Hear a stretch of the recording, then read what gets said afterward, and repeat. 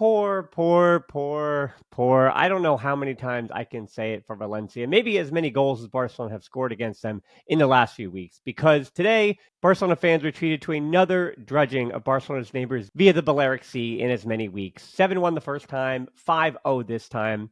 And I think I might actually feel worse for Valencia this time than I did the last time, even though last time does kind of matter more for them getting relegated this season. But you're likely not here for Valencia Stars. You're here for the 5 headlines, of course. So welcome to episode 657 of the Barcelona podcast, brought to you by the Blue Wire Podcast Network. I'm, of course, Dan Hilton. And if you're new here, I appreciate you find me whether down in the description, the show notes, or anywhere on social media. You can help me out in a myriad of different places because today we're not wasting any time. We're diving right in to the 5-0 victory for Barcelona over Valencia in the Copa del Rey that secures them a spot in the semifinals. Headline 1 is nice and early. For that matchup a few weeks ago, I titled it Rested, Rotated, Ruthless. And I honestly could have just had this same match review called the same thing. And I know that the goals were different, and even Valencia got one in that match a few weeks ago. But this was basically deja vu. The Valencia were on the back foot from the opening whistle, and Barcelona jumped all over them. My favorite thing from this lineup, at least, was seeing Hansi Flick rewarding De Jong and Eric Garcia in particular with starts after they changed the game against Alaves over the weekend. Rewarding players that aren't definite starters for playing well is a great way to keep the team united in the dressing room as well as on the pitch. Which does bring us immediately to the way that Barcelona looked united from the opening whistle, and Valencia, unfortunately for them, did not because they conceded within the first 3 minutes. And in that third-minute goal, really simple build-up from Barca, no pressure on the ball for Valencia, and Balde, a really well-done cross. He continues, and we'll say it again, I know I need to start to actually look at how well he's improved and get a little more granular with the ways that I'm giving those compliments. But for this compliment, I'll just say this is a really well-done cross that people have said he does not have in his bag. Well, he does have it in his bag, but he delivers a really good cross on a curling angle for Ferran Torres and his curling run, who beats Yerrick to the spot in a toe poke. Doesn't give Ferran Torres, and maybe this is something about his finishing, doesn't give him any time to think. He hits this one time with a toe poke, and Barcelona up 1-0 early to the former Valencia boy, Ferran Torres. Torres, after that first goal, by the way, lifting his shirt with the message, "We don't forget Valencia." He's done so much work, that being Torres, in giving aid to the flood victims. That is always great to see. And a reminder, too, that for as difficult it has been for Valencia fans and the players and the club in general, what that community and city has also gone through with the flood in the last few months has been utterly devastating. And good to see that Ferran Torres, even though, yes, he has scored a lot of goals against his former side this season, he still greatly supports the success of his hometown. After that goal was scored, there were a bunch of tackles that felt like it was out of frustration from Valencia players, and the game got a bit muddy, got a bit ugly. Cubarsí caught one, Pedri caught one, and the Pedri one from Guillamon should have been a card at least, but the ref, maybe he thought this game was going to get out of hand and he would have to throw out more yellows at that point, so he didn't give a yellow when he probably should have. 14th minute, we did see the first sign of life from Valencia. Ferran Torres got it with a through ball, but Cubarsí pushed him wide and cut it out. Cubarsí had 2 of those today, where just superior defending from him. And one of those games where you say, all right, Cubarsí, yes, of course, he got to feast with the ball at his feet today. But Cubarsí, good job leading that line on the back line with Eric Garcia. Because of that duo, I would argue that Cubarsí is probably the better defender, even than Eric Garcia. On the other side, speaking of Eric Garcia, Mascara got one in the head from the shoulder of Eric Garcia, but nothing malicious to that one. And let's move on to headline 2.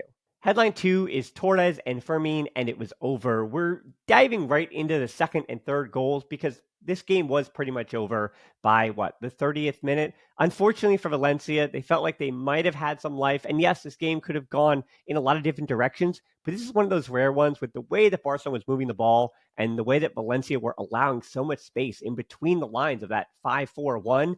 It seemed like it was going to be a long day at the office for Valencia, even in the limited buildup that Barcelona had directly after the first goal. Once they resettled into the match around the 20th minute, that was all she wrote for Valencia. In the 17th minute, Torres is denied his second with the offside flag, but only momentarily. If Lamine Yamal had scored it instead of hitting the post, by the way, it would have counted immediately, but it would have gone back and been Ferran Torres' goal anyway.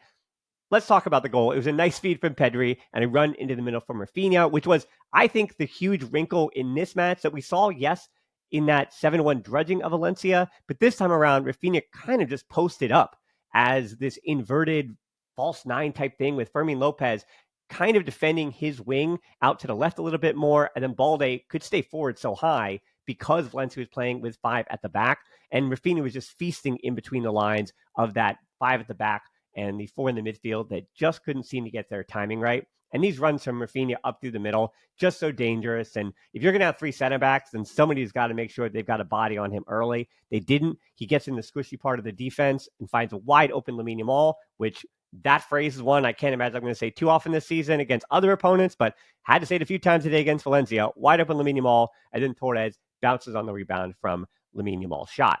Now jumping ahead to the third goal in the 23rd minute, 6 minutes later, Fermín Lopez gets in on the fun. Pedri from a deeper position delivers. Valencia trying to play a high line. The Barca forwards stretching them out. And then Fermín right between the center backs with that run that I was just talking about with Rafinha. Well, now they're finally taking care of Rafinha 6 minutes later, but it's Fermín Lopez with that squishy part of the defense right through the middle, stays onside. It's a touch around the keeper and an easy finish and a nice delivery from Pedri. When the tactics are right, and then you add that to Barcelona, especially against these opponents, superior technical ability and skill, it's going to be a long day for the opposition. If they can pair those two things together, can get their tactics right, and then they complete their passes, one-touch stuff, and they're moving the ball quickly. Yeah, it's not just Valencia that's going to be put to the sword by Barcelona. Better sides will too. But this, at this point, being up 3-0, kind of became just a training session, and you hope that no one was going to get injured, and you keep a clean sheet. Foreshadowing, both of those things happened. Headline 3 is make it 3 for the Shark. We know that he got the hat trick. Now, Valencia, they could have come within 2 goals right before that, but Pelou does make Szczesny think about it with a long shot that made Szczesny make a save. Then he had a punch out right after that. Nice, steady, easy, experienced game from Szczesny, who is a number 1. And yes, of course, Inaki Peña is probably personally frustrated by that, but confirming that Szczesny is the number 1 now leaves us with no doubt that that is his job, and maybe that emboldens him with a bit more confidence as well. So let's talk about that 4-0. Ferran Torres, the Shark, with his hat trick in the 30th minute and a hug for Dani Olmo on the sideline afterward. De Jong to Pedri. Pedri again. The run into the middle from Rafinha. Deja vu. And it's a really good touch to Torres underneath him, that being Rafinha, to bring this down directly into the path of Torres. And Torres then has enough time to take a touch and shoot it back across the goal. No chance for the keeper on this one. Yet it kept Rafinha onside farther down the line. I really do feel sorry for Valencia, and I feel sorry for this young center back. I hope to see him, if he goes down with Valencia and they keep him, to see him back in a top rank, because he was a pretty big prospect for Valencia, so hopefully he can rebound. And so many of these players for Valencia, I like their squad, I do, and I hope that they can rebound, maybe and stay up, but at this point, the way they're playing, it feels like an absolute miracle. Because headline 4 is that nothing was going right for Valencia. Right before halftime, it got a little dirty and you could feel the frustration again. Umar bringing down Pedri with a terrible tackle. Get him off at halftime, that being Pedri. That's what my thought was after that moment. Why does he need to play the second half? But it was not Pedri who came out at halftime. Instead, it was Gerard Martin and Nico Martinez on for Balde and Kubarsi, which is good to get them rest and not have them play in the second half of that game. Offside in the 47th minute was Umar. Unfortunately for him, this is a good jump by Eric Garcia to keep him offside. Umar has a bit more pace than Eric Garcia does, so he just has to time it right. And Eric Garcia's timing was precision perfect on the day, especially when he and Nico Martinez, the two that probably are not as fast as even Kubarsi, and of course, not as Araujo. So those two have got to get their timing right, and they ended with a clean sheet and a few offsides more for Valencia. It was a good day, I'd say, at the office for them, even in the second half when they were up by so many. 52nd minute, Lamine Yamal, a dribble move. He hit the post again. Then shortly later after that, another offside by Valencia. Something about Nico Martinez and defending that high line, as we've been talking about. Teams do feel like they could beat him in a foot race if they have that late runner through the middle. But Valencia, their timing was way off today. Even on the wings, it wasn't working. And Barcelona were jumping when they needed to. And then headline 5, we're keeping this one short and sweet, is another Manita. I told you the 5-4-1 for Valencia did not work, and that led all the way into the 5-0 when a lot of the bite had been taken out of the game, sure, but Barcelona were just playing with too much confidence for at least one goal in the second half, not to tiptoe its way into the net, and that's what happened here. It's a bit of a team goal, too, chaining the pace of the vertical space, which I really like. You hear that rhyming, but it made sense. This felt like music to my ears. Eric Garcia plays it to Ferran Torres, who quickly goes to Rafinha, who is then making the run off his shoulder into the middle. Rafinha then drives into the space to his right, freeing up Lamine Yamal once again underneath him in that open space. If you're going to play a 5-4-1 and a low block, there cannot be that space underneath whoever the farthest forward is for the opposition. And if he has a good touch to bring it down, then you either got to collect it on him with however many men you've thrown at him, or you got to make sure that they do not allow that back pass. But it kept happening. And this time, Lamine Yamal, yeah, maybe a bit lucky. I guess he earned this goal today. He puts his foot behind it, and Valencia does the rest for him, with the goalkeeper helping him out by not saving that shot. That was absolutely a shot that needed to be saved. And once again, poor Valencia. This is a deflection, yes, but it has to be saved. At this point, before I wrap up this 5 headlines, I do want to talk a little bit about the positive in the depth today. Yes, of course, that Barcelona, even with a few other kids, I should say, could have beaten this Valencia side today, maybe. But the depth that this Barcelona team now has is what gives me more and more confidence for trophies.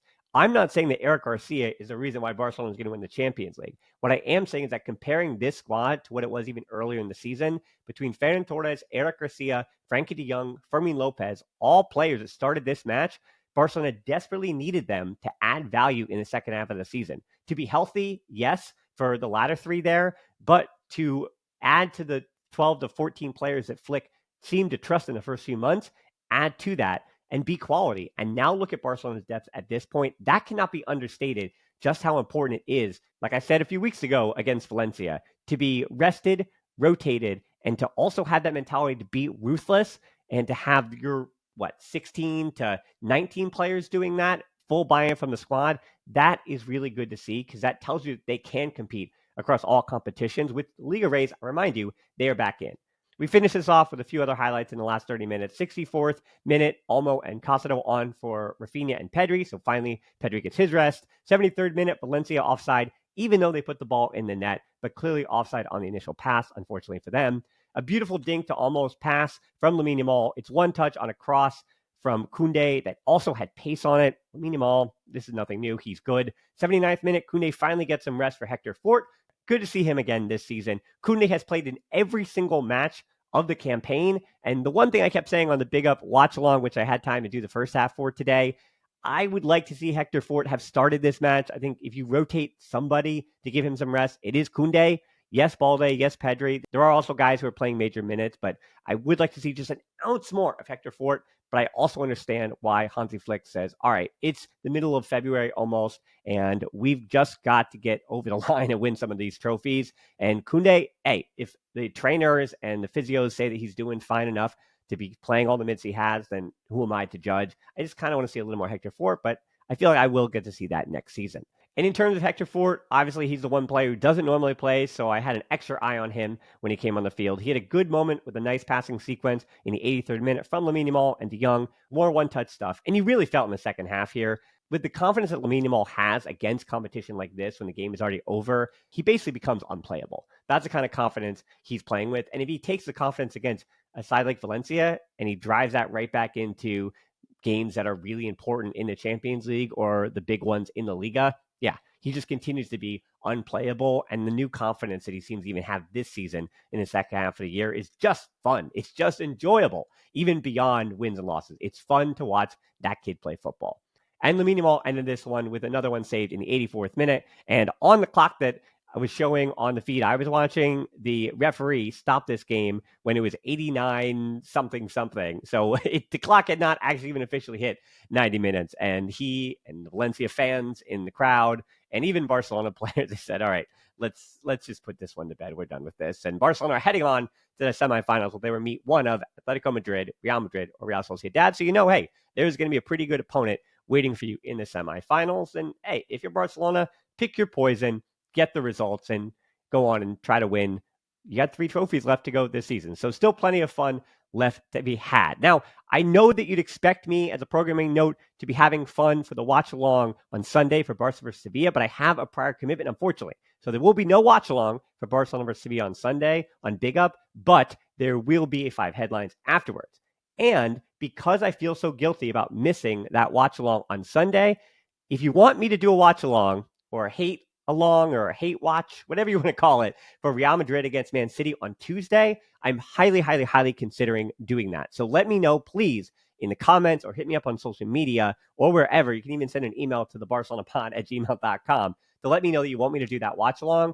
And that would be one where I can finally let, I wouldn't say my hair down, but whatever hair I have, I can let that down and enjoy that watch along for Real Madrid against Man City. Barcelona fans can just relax and enjoy the chaos and whatever happens. For a game like that, of course, yeah, I don't want Real Madrid to win. Don't really want City to win either, but I just don't want Real Madrid to win. So maybe we can at least enjoy the highs and lows of that match when it happens. So I will talk to you on Sunday for those 5 headlines against Sevilla. Then we'll do a little bit of fun on Big Up for that watch along, which I won't really have any post-game content, obviously, on the Barcelona podcast for. But then the following week, there is ton of action going on in the Barcelona universe, including potentially a return with the Copa de la Catalunya action. So that'll be fun to look out for, maybe some youngsters to play for the first team. And that's something to keep an eye out for here on the YouTube channel, on the podcast apps, of course, on Patreon, wherever else you can find me. And as always, until next time, Forza Barca.